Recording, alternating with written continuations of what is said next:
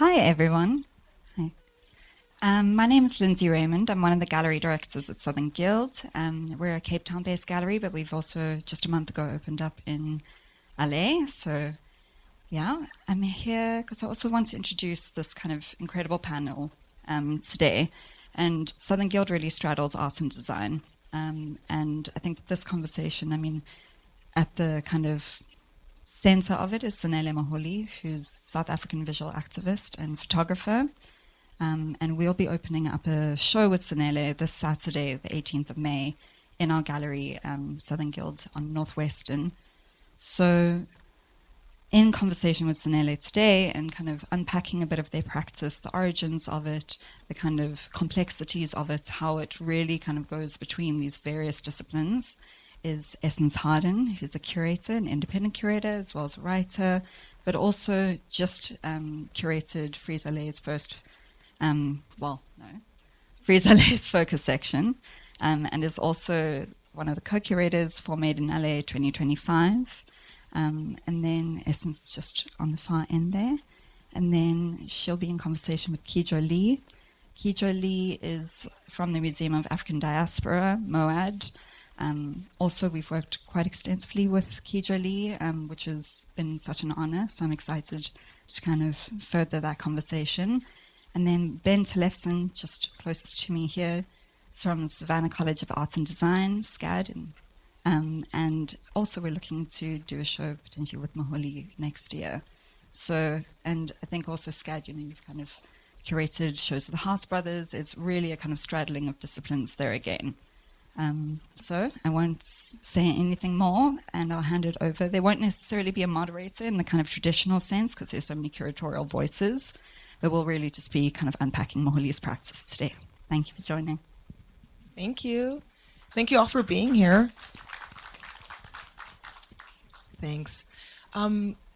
So yes, there won't be maybe the traditional kind of format where I'm the only person asking questions, but I will also kind of be the person asking questions and orienting us. And then there's going to be a Q&A at the end here, so I really hope that you kind of think through something to ask either one of us, specifically Zanele, who's here in town. It feels important when artists are in front of you to, engage, and it's not always an opportunity. So I hope you take advantage of having everyone here, like in such an intimate, beautiful space. I wanted to start with, so I work at the California African American Museum, and I've been kind of doing curatorial practice for 7 years, and my background's Black Studies from UC Berkeley. But I'm saying that in part because when we think about design, I'm already going off from what I thought I was going to do originally. But this idea of design is really interesting to me, and the way that Southern Guild is in that relationship across disciplines, and then Zanele's work and how you, in and of yourself, kind of cross various types of genres and disciplines and material use, right? Like you're sculpting, you're doing photography, you're doing performance.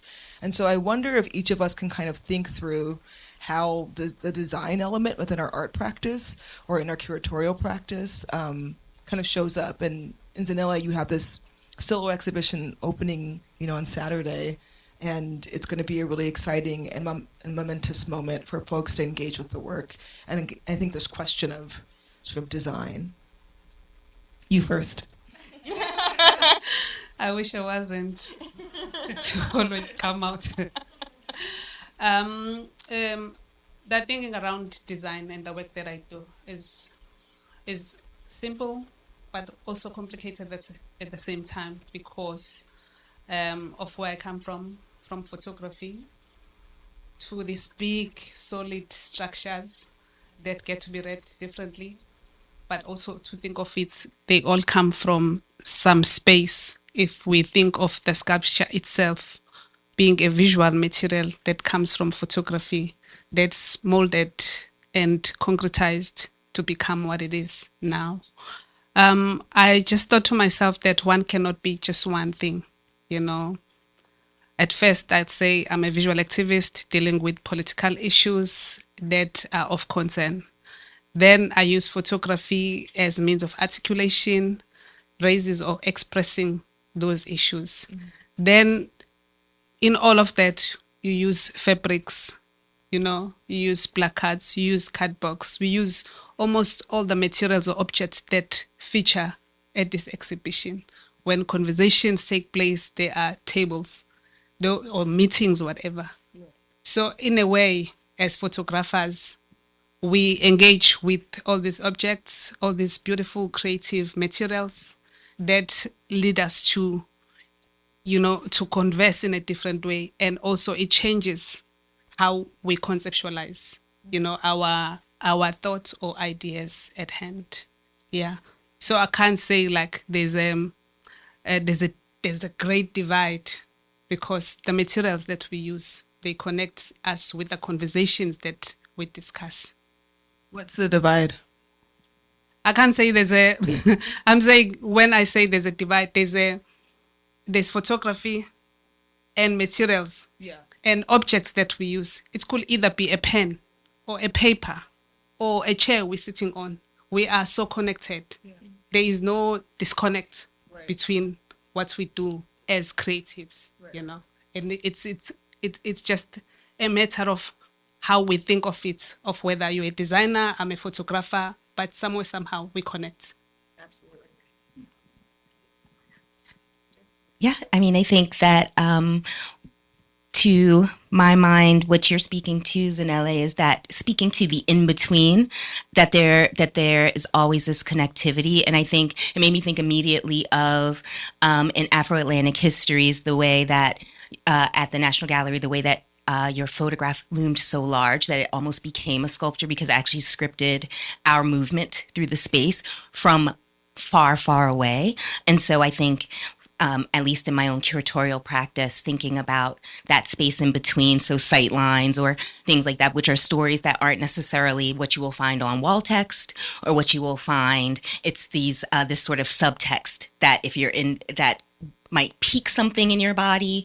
So I think it also, those the ways that your solo exhibition is installed, it makes me address the contours in between the materials in a way that's almost as compelling as the objects themselves, which I think is really, really beautiful.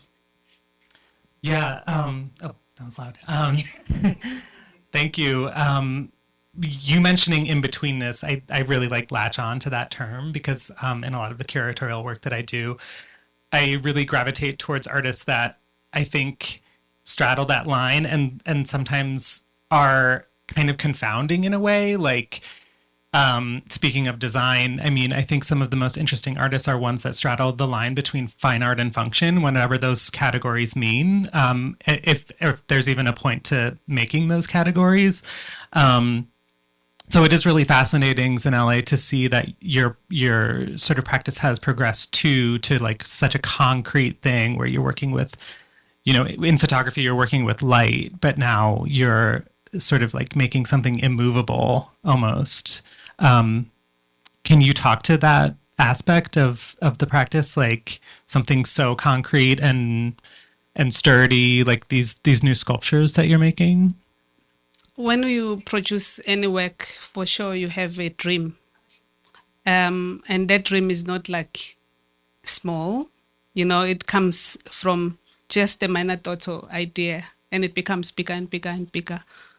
When I photographed before, I started, in a dark room. Dark room, it's being dark, from dark to lightness and to many other spaces.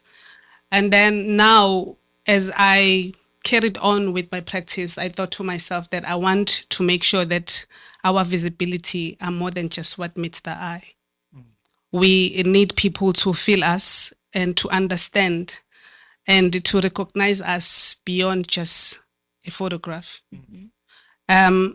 People will know of Zanele Muholi, the photographer, but now I just wanted to move a step further to ensure that even the person who might do not understand what is going on get a feel of who these people are. Who is this person? What's the story behind? So when you look at the sculpture pieces, you are left with so many questions. And those questions become your questioning yourself as an individual. you know, and then it leads to something else and many, many, many other questions. So I try to create a personal story, and that personal story goes beyond just me as self, and it filters into many other individuals. So to speak of this like soft light to concrete light to being confronted by this moment, and then it then leads to many other conversations, you know, because then you're speaking of a person, you're speaking of a material, you're speaking of issues, you're speaking of like different narratives by just looking, and you want to touch. Whereas in any museum setting or gallery setting, you are not allowed to touch. But with sculptures and some objects, there's something that makes you salivate at times, or there's something that irritates you by just looking at it. But there's always that level with like sculptures or maybe chairs, or when you're looking at material that is velvet, you know that it's soft by just looking at it. And then when you touch, it's a different feel altogether. So I just wanted to create those moments of like, what then goes beyond just the photograph? What then shift the focus from that light to the immediate, you know, hardness, and also how that hard object kind of like destabilizes you at times because you don't know at times how to feel. Maybe if you look at a glass piece, you think of something that might harm you if broken, or something that is cold if it looks like ice. Depends on how you read it. Yeah. That's great. And I think when curating and or thinking of, going through like a layout and an installation process, that what your work does and the potential of different material use is that we're also have different stages of where we're kind of viewing the work, right? So if a sculpture's on the ground, if it's lower, if a photo is, hanging high, or the scale of it, these are also kind of like tactile moments where you can get closer or get further and find yourself kind of lost in an experience or in a particular moment.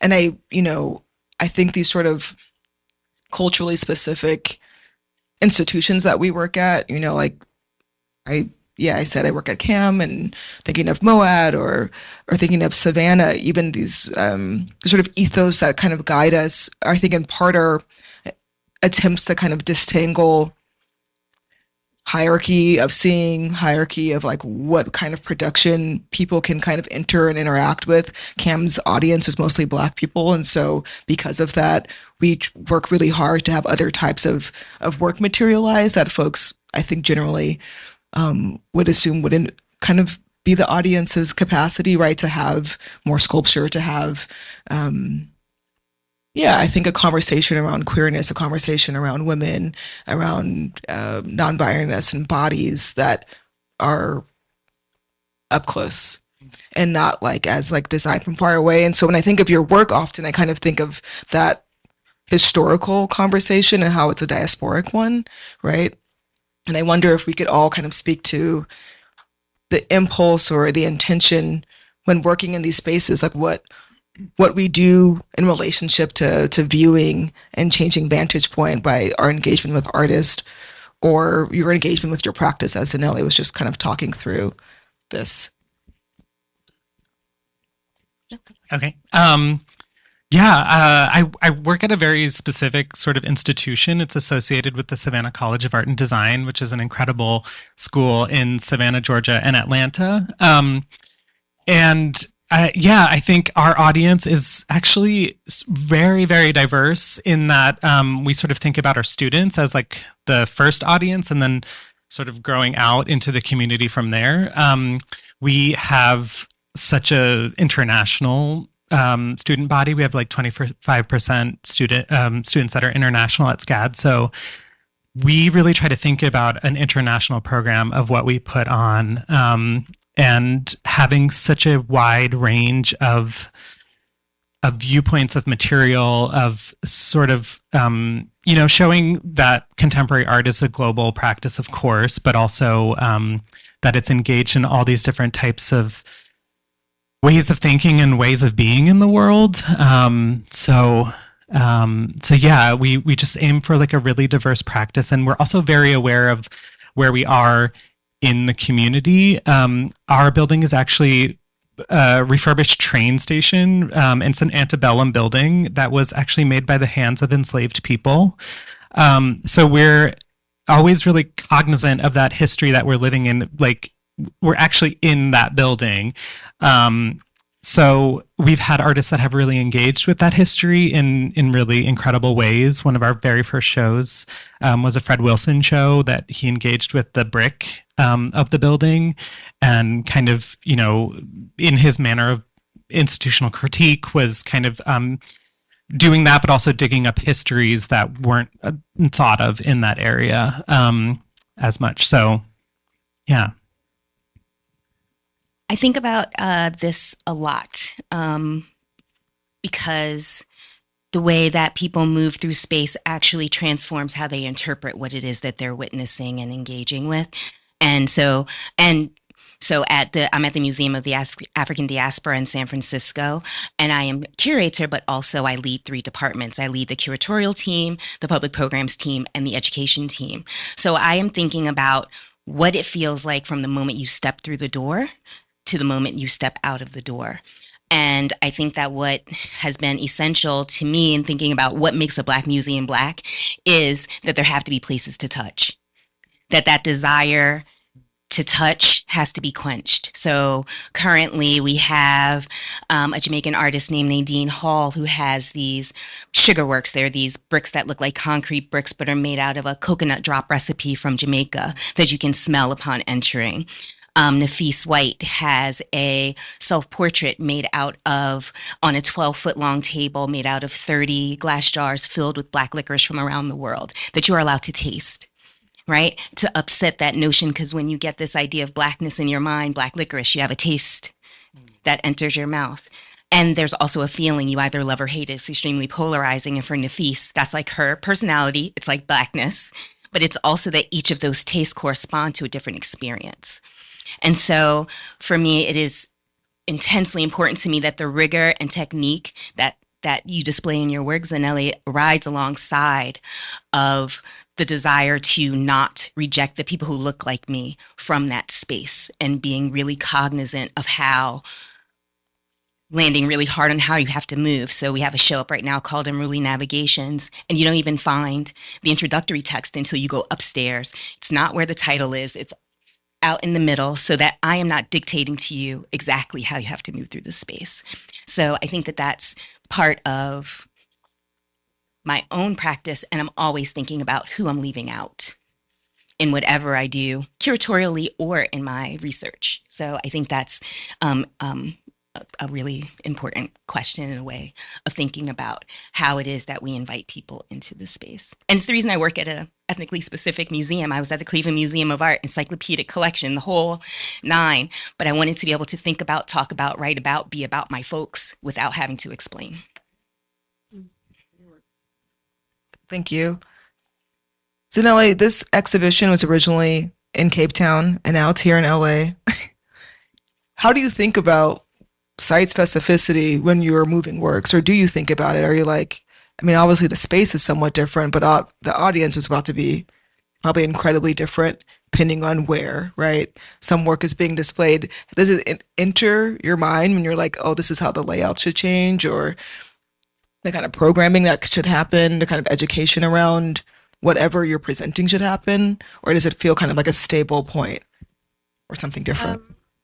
When we speak about sites or any kind of sites, we're thinking of like high ceiling, wide, you know, It depends. But then with this work, it could fit anywhere because it's about a body, you know, a body could be placed in any space as long as it's safe to do so.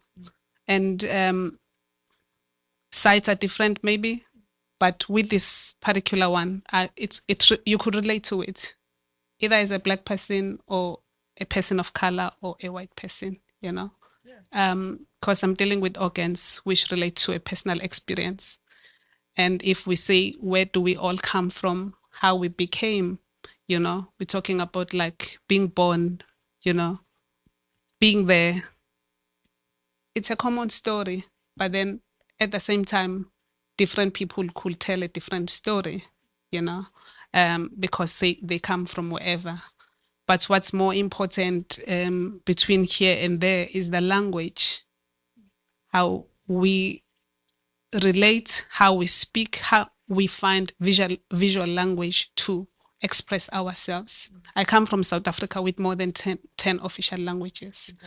I guess that when we speak of any site, how you speak of the diaspora, speak of like African American, there's always that language into it. It might not be English language that we speak, but then your mother tongue, where she comes from, and how she's raised or how she was raised, and how she socializes you as their own children or their own child.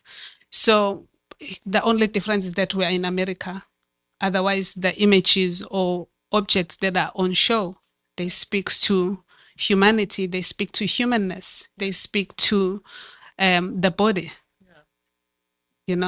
So in that way, one could relate and then start telling own story or own stories. Yeah. Yeah, that's beautiful.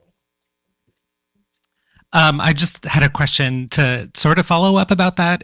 I know that sort of thinking about programming is really important to your practice beyond just making the work, sort of like ideas of education and programming, and that's not something that a lot of artists are concerned about. They put the work out in the world and then it's there and whoever reacts the way they are. Can you talk about your interest in education and programming as it relates to your work? When I speak of like visual activism, obviously it's activism done responsibly, and then where visuals are used as medium of concern for education. When I started, most scholars were interested in the work, and there are a lot of art, like there are many essays that are written about the work. So I care about education. Kijo just mentioned earlier about how they or she encountered the work at Yale. So I could say that my beginning has ever been about education, and also to ensure that positive knowledge is shared among scholars and also learners in different spaces, as long as there's deep respect into how this work is presented, because sometimes how Black bodies are presented in different spaces, there's that vilification of how we present it. Hence, it was important for me to take a stand and own my voice and the voices of those that I care about, or people who are part of the same community. Yeah, so education as ever. And then I started Muholi Arts Institute with the aim of sharing what I know with young people or people who like what they do. Yeah. Now, as we speak, there are more than 50 or even 100 people that I have assisted to become the next generation of photographers, not only to be the main focus, but to always say that let's share what we able to share in order to continue with the documentation of our communities, especially the Black LGBTQIA+ community in South Africa. I don't know for you guys. Sorry, Kijo. No, please. Sorry, I lost track of the question. Just like programming.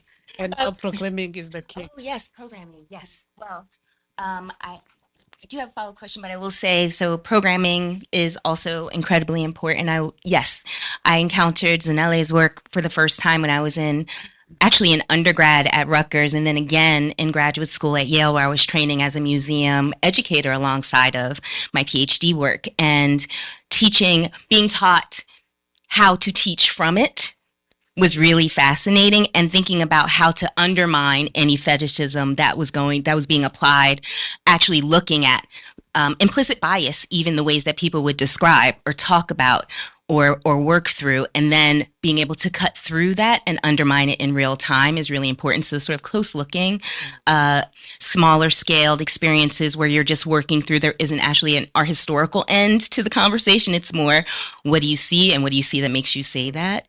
But we have like MOAD in the classroom. So we serve Title I schools, so lower income schools, 15 to 1,800 students a year.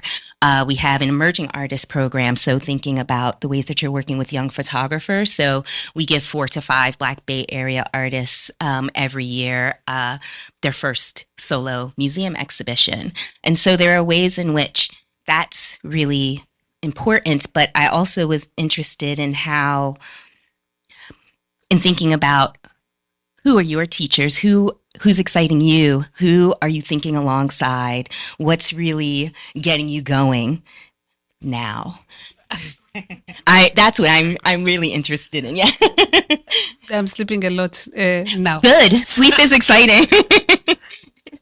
Even though it's a struggle because we jet lagged coming from a space that is 10 hours ahead. Any person is my teacher.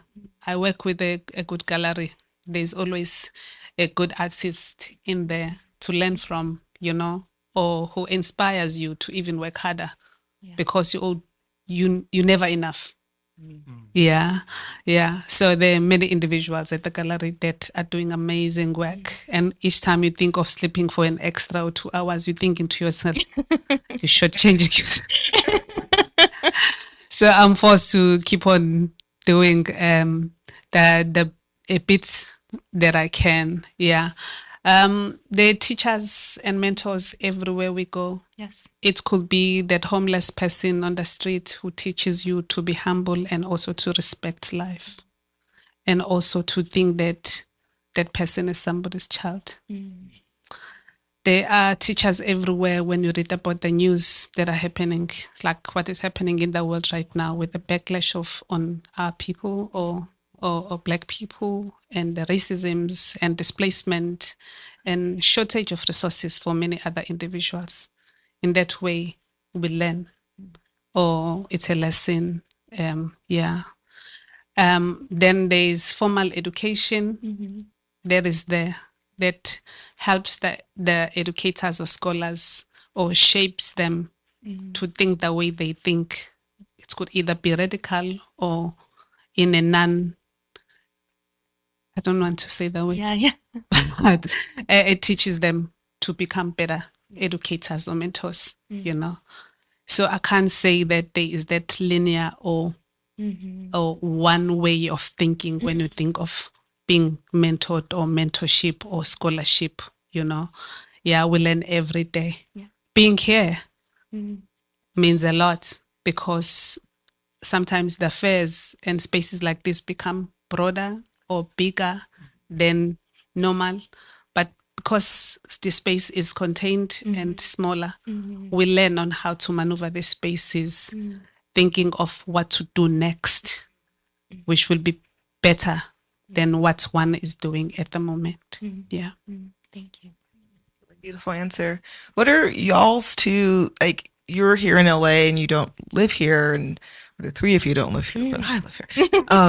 Like, what's been, I guess, the experience of thinking about arts and community and being in a space and a newish fair here, like at this time? The city's changing quite a bit for all kinds of reasons, but what is it meant to you, thinking of your own kind of self in your career and in this community of art people? That's a great question. I haven't spent a lot of time in LA, so I don't have much to compare it to. But I think, this has been a really special experience at Design Miami, just to see the sort of like intense engagement with the work that's being presented through gallerists and artists, the people that I've met so far. And it's just,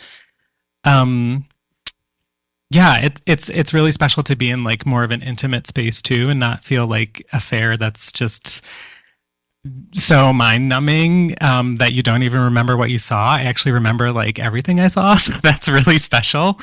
I don't know. What do you think, Kijo? So I haven't spent a huge amount of time in LA, but what I did witness when I first walked in was a sense of relief, because I do not do well in these huge art fairs. I'm a Jenny come lately to contemporary art. I was training in 19th century American photography. And so, we are sipping sherry at 7, in bed by 9. And so this, rushing through fairs and snap, snap, snap. they have to come back and get me because I'm arrested by a detail and I'm in one booth for 45 minutes. I think that it has been really informative because I'm doing my first design exhibition this fall. It's called Liberatory Living, Protective Interiors and Radical Black Joy. So thinking about how are we preparing for that next, for the onslaught, what is it? And interior spaces have been primarily the spaces where Black people have been able to go and control. And I am often thinking about what is the liberatory potential of concealment? How do we find liberation? Because we're asked now to expose and express every traumatic experience as a means of gaining empathy. And I'm like, we've been doing that for 450 years, hasn't worked. What happens when we're in those quiet spaces? And so I think that Los Angeles is very fascinating to me. Getting from LAX in the regional space just to get to a taxi was a little bit wild. I'm an East Coaster, so it's always like being on the moon, traveling through California. I'm like, what is this foliage? Look at all of these hills. But I think that it is been incredibly fruitful to be in this space to see how people actually move through a home that is set up to be a home, but a home of that's imagined rather than concrete. So it's been really inspiring in multiple ways. I really just wondered. I was like, how are y'all feeling being here? Like, what does it do, or does it do anything in particular? It's such a different space. No, I'm from the Bay Area. I'm from Oakland, California, but I've lived here for 9 years, and it's been really intriguing. My whole career is based in this place. Like, it's where I became a curator. So my understanding of art, I'm not an art historian. I come from Black studies, so it's a very particular way of thinking about things. But what I find that Black studies has always done for me is to work across genre and discipline, to have a sort of investment that is very upfront about politics and political engagement around Blackness. And then that kind of extends, I think, maybe inherently to think about other kinds of people and other kinds of, maybe issues in the world. And Black feminism is, of course, belongs to Black studies in the same manner. And so my becoming a curator, or even how I think about contemporary art, is really rooted in other ways that are not necessarily art histories in the kind of traditional sense, like it's literature, it's poetry, it's film, and these things become ways for me to be like, oh, this is how art is happening, or the art in people's homes. I think about that quite a bit, and how that then looks like all kinds of interesting, weird exhibitions that I get to put on, because I'm not coming at it necessarily with an approach that's around training as a curator, if that makes sense. I love that. I wasn't trained as a curator either. Not one curatorial studies class. Me neither. So right, cool. Or just like, I don't know, curating, you do it.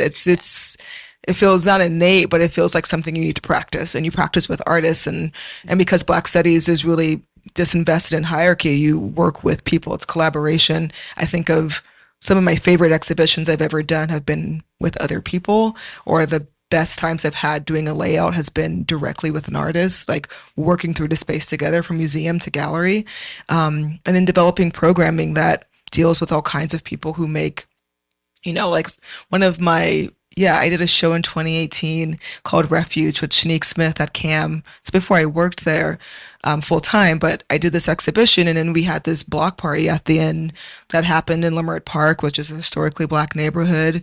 And we used this choir that happens in Skid Row, which is where a lot of folks who are homeless live, and they have a choir, and so we pay them to perform, and it was beautiful and cool. And I feel like that's like my favorite thing about art, where I'm just like, okay, like we have this exhibition at the museum where people could take items that they needed. There was like sleeping bags and tampons and baby clothes and all kinds of stuff that we like dedicated part of the budget to, that would get just kind of replenished. And then this other aspect of it where we're giving out things in other ways, or we're trying to go across different types of genres of what people are doing to make the experience feel full, and I think closer to an installation of life. And I think when I think of your works in LA, there's so much like performance and staging, and you said it at the beginning, you're like, yes, like this pen or this chair or this piece of like material that's like staging the photograph that then is doing this other thing when it comes to becoming a sculpture. But I guess maybe for my last kind of question here for all of us is to think about, I guess, that aspect of like performance within what we do and how that can be translated or transmuted in some way outside of the kind of typical ephemeral space. Sometimes what is seen as art is a reality for others. Yeah. I think it's very important for me to say. And when Lynn's prepared this talk, there's a quote that says, art is not a thing, So you also mentioned distributing pads and downtown. I don't know whether it's uptown or downtown. That's a reality for people. They live there, which then you as a curator, you call it site-specific. That's where people live. And I think that it's very, very important for us to be conscious-minded between like art and reality, and to have that reality check when we speak of art and the freedoms that we have for some of us and the privilege of producing what is called art. And most designers here, they produce the most amazing work consciously. And that consciousness has to do with the fineness, the edges of the table shouldn't harm someone. So that's the reality. Because if somebody's hurt, it means that somebody needs to be responsible for that. Yeah. So speaking of that, performance, performativity, etc., is sometimes not. It's the opposite for many of us, or for some people. So, like for me, people always ask me about where's your studio, and I say a symmetry could be a studio. Day before we went to metal or steel place, it's a workplace. So people are working there; they are not performing. Then I come into the space and we requested if we could take images politely. But when we left there, I was aware that what we use daily or what we produce, all these beautiful pieces, it comes from somebody's hands that are torn on a daily basis. And also we then present and deliver as secondary workers, because then it get to be given or gifted or transferred to the hands of the admirer in a way. Yeah. To respond on your question before, how has it been here? It's a little bit chilly than where I come from. It's cold right Yeah, and we're here, and I've seen a lot of beautiful people who appreciate the art. Even if it's not my art, if you touch Rich's work, you touch Andela's work, it means that you care. And I so wish that the world could be caring in this way, so that artists will feel appreciated more than ever before. So performance is so loaded in many ways, I think.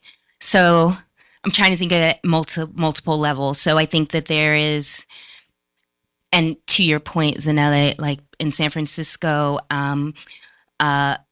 our unhoused community is an everyday, all day reality. And so, and the question inside museums is also always, what are we for? And what are we meant to do? And are there limitations on what we're able to offer? And what can we do? And so that is embedded in the work that we're trying to do. And so I just want to say, I take your point. I think that I perform in certain ways where I both do and don't code shift when I'm thinking about myself as an executive and what becomes acceptable and how I might have to lean into, or had as a younger person leaned into one way of being, thinking that was going to be more acceptable. But then Now I just don't give a damn. And it's actually been a lot more successful, but also in order to pave the way for younger people coming through. If I have to be fluent in Spanish and French for my PhD, then you should have to know AAVE to engage me, because it is gorgeous, it is descriptive, it is fulsome, African American vernacular English for the uninitiated. And so there's a way in which there's that, but there's also the performance as a barrier or prophylactic for my staff from harm. There's also the intricate choreography of installation and the performance for my artists, right, of a generosity that I will admit I don't always feel because I'm busy. And so I think that there are multiple ways in which that is placed, and then making space for ephemeral performance without capture is another way that I think it functions inside of our Black Museum, is that there are moments in which it's outside of capture. Instead, it is a singular performance meant for the people who were in that space at that moment. I don't know if that was exactly an answer to your question, but. Yeah, I think that's a really loaded question as well. And I think for me, the idea of sort of like performance, like I almost immediately thought of like platforming in a way, as like in my role as a curator. I think you, Essence, said something about like practicing with artists. And I think that's sort of like that for me, that phrase hit the nail on the head, of being sort of like an artist-led institution. Like I always want to try to sort of like make sure that the artist's voice and what they want and honoring their vision is like the first and foremost thing that will inherently like lead to enriching experiences for our audience through like performances and programming and things like that. So yeah, I think that's kind of abstract. I don't know if I answered your question, but fine. It makes me think of, I mean, yeah, I think the term, like any term, perhaps design, craft, art, performance, like all these, kind of vernacular things to describe something are loaded. They have different types of histories, and everyone's kind of interacting with them and engaging with them in a specific way. But Zanele, when you first started talking at the beginning of this conversation, you said this thing where you're like, I start with the big vision, right? Like when I execute something, I'm going to have the biggest vision, and it kind of goes from there. And I think about that a lot when it comes to some kind of an interaction with language and developing something, because institutions, I think, ultimately are, less flexible about lots of things. They're not as bold or dynamic as we might want them to be. And so these interruptions that we're able to make or kind of reevaluate a term in and of itself, like, can just be a design and craft show at an art museum, stuff like this. These are kind of the questions you're made to face.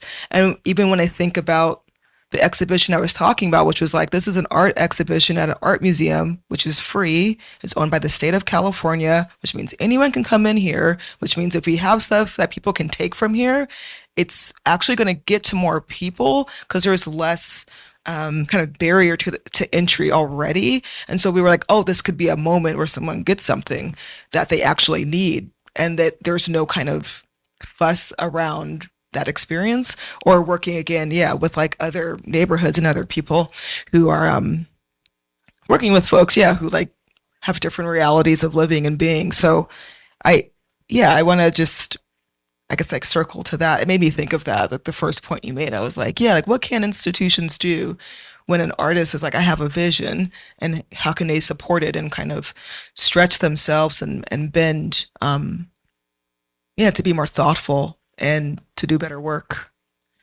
We can have questions instead of me just staring off and rambling.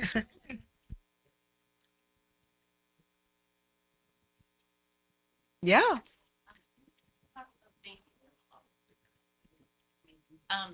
You mentioned the title, but I was just wondering if you could extrapolate, or it's such a beautiful title and it really pulled us in, and we get the opportunity to discover your work. But can you talk a little bit about where the title came from for this conversation? For the conversation? Yeah. Oh, wow. It wasn't me. I didn't do it. It is a good title, though.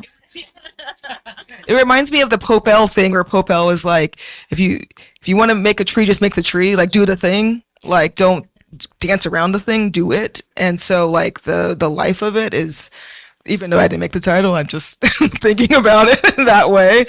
Yeah. I mean, I think that it is exactly that. It's what Muholi said. That art is so much more than just the material object that is a thing that can be transferred from one place to another. It's about another kind of transfer also. It's about art as this vehicle for discussion, for activism, for enrichment, for conversations, for education, for, it's an entry point. It is so much more than just the object. So Muholi is so much more than the art that they produce. They are everything that comes with that, which is kind of it. It's looking at the kind of greater impetus and the leadership, why we do this, why any of us here do this. That's it. Yeah. Just to add on that, for some of us, when you I'd say do art, you're never taken serious. I think until it took years for people to, for some of us from Black families, art is not a profession, or wasn't regarded as a profession until you bring at least some resources at home. Then they will know that this thing makes sense, So you'll be asked silly questions like, when will you start working? What do you do, by the way? Do you think you'll earn from painting? I think it has taken so much support from the institutions, being it the galleries, being it the collectors, the institution of collectors, believing in what they collect, that makes art possible, Otherwise, there are so many people who are not regarded as serious people or professionals because they do art or they create, Maybe I'd say 3 of 10 people say, I come from that background where my Black mom understands exactly what I'm doing because I could support my family with the work that I produce, Photography, you'd think, okay, it's media, it's journalism, you have to work for a media outlet. But to say you're doing fine art photography, you're joking because people don't understand what this is all about. Yeah, but also at the same time, I'm careful not to generalize. You might have heard such stories, or you may ask some people, they would tell you that no, nobody takes these things serious. I think that's when it goes back to what Lynn said. Yeah.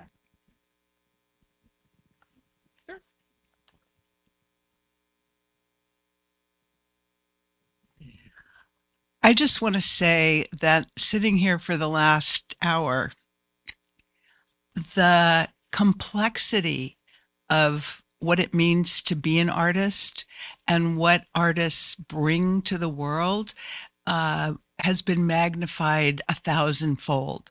I don't think I'll ever look at art again the same way. Pulling in the context, thinking about, the material, where it came from, how it got there, what the vision was, what you all went through to make something. It's phenomenal. And I just want to say thank you. That was very kind.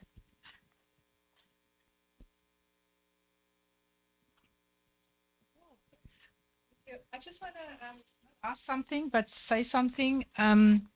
Last year at Southern Guild Gallery in Cape Town, it was a big surprise to see so many young children coming in. And even though one doesn't understand the complexity of some of the artworks and artists, the children could relate by a simple, not simple, but a dot-to-dot book, you know? So they could connect so many things, you know, they could relate to the womb because their mothers also went through normal life situations. So one of the things that really stood out for me was that younger and younger audiences were invited to the gallery and to just connect with the art to make the gallery also acceptable for younger audiences. So, yeah. Yeah, I love that. I have a kid, she's 4. She'll be at your opening this weekend because I will have her with me.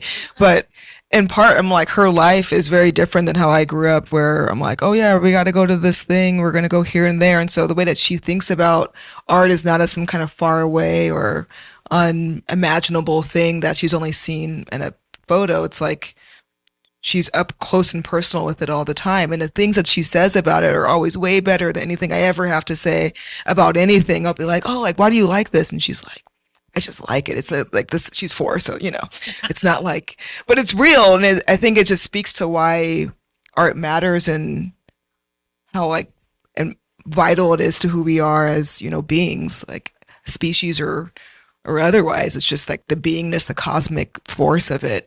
And kids do that so well. Like they just have so much better things to say generally about lots of stuff. And they're also viewing it, you know, from pretty low, like things she has to do this a lot, or like, you know, if it's a sculpture, maybe a little closer, but it's cool. I love it. I'm glad you mentioned that. Hey, I have a friend who designed special chairs for kids so they can be at that perfect viewing level, and also with the storage underneath for parents. But yes, but also having the importance of children. It's so incredible. It's the reason I'm not a professor, because teaching in the museum with little kids, and they were like, oh, that looks like a pizza slice in a Frank Stella. Sure does. Like, you know, and so how do we go there versus these very highfalutin, poorly written essays that I would have to spend hours grading. I was like, I can't spend my life doing that, but I can spend my life doing this. Not that it isn't important. I just know myself. And so I think that it's so incredible that you bring to the fore. And I think that a lot of institutions are trying to invite younger and younger humans into the space, but they're not always prepared for what they're going to receive. So they want them to enter the space like tiny adults. Tiny adults who already know how to behave in the museum the way that the museum has determined they should behave. So I think that it is incumbent upon us to also make more room for a little bit of running. Sometimes it's so exciting. One of the most interesting, or well, I don't know, it was interesting to me teaching a little kid in front of a Van Gogh, and she got so excited because we had spent so much time talking about texture that she goes, oh my God, and rubbed her hands across the surface of the Van Gogh, which did not have any glazing, and everybody goes, oh, and then she burst into tears. And so it was like, I spent like 30 minutes with her unpacking so that she wouldn't feel bad about being in a museum, but sorry, I'm rambling. But kids are really essential and so exciting to have in the space. Absolutely. In my current role, I don't interact with as many kids, but I used to work at the Phillips Collection in Washington, D.C., and I worked directly with kids, and I reiterate that you hear the most surprising things you'll ever hear, and also sometimes the most profound, and it's really important for them to be there. Absolutely. Yeah, and you also want them to be artists. I don't know. I want more artists. I want younger people to make stuff who aren't all coming from like some very like specific background, who are just like regular. I just wanted to add one thing, because it's Lavinia brought up the kind of Cape Town show, and we're talking about children or young children's kind of perceptions and interactions with art. And as part of the show, and it will be also part of the LA show, there's a really kind of large, highly polished bronze uterus, and there's also a clitoris that's they were two main kind of aspects and talking points for children, and these are young children as well. And there was one point where a parent had brought in her child, and she was kind of having a conversation with somebody else from the gallery, and this kid kind of wandered off, and they sat below the uterus, highly polished golden, and they sat in just absolute wonderment. Their eyes were huge. I came up to them and kind of said, are you all right? Are you okay? And they just said, it's the most beautiful thing I've ever seen. This is gorgeous.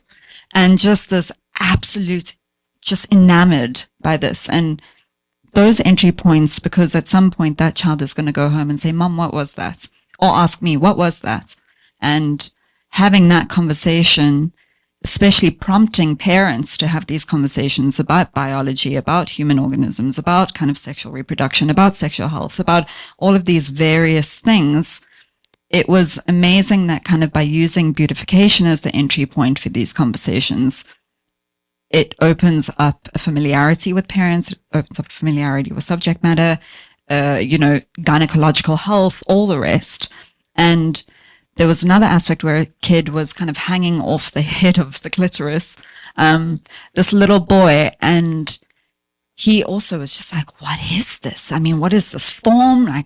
And we would have a lot of these young boys groups kind of, and then you say, well, that's what the clitoris looks like. And there's kind of this snickering and all the rest. But then they would kind of ask, well, actually, what is this? What is it used for? What is the purpose of this? And what's this part? And what's that part? And what are these? And it is just educational in that respect. And that is the three-dimensional aspect of it that you can interact with, that you can touch, that you can feel, and that there won't be the same kind of fear when encountering that in real life, because it's defamiliarized now, or it's familiarized through this kind of, anyway, just to.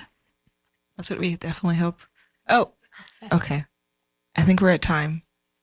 Thank you for being here. Thanks, you guys, for being on the panel.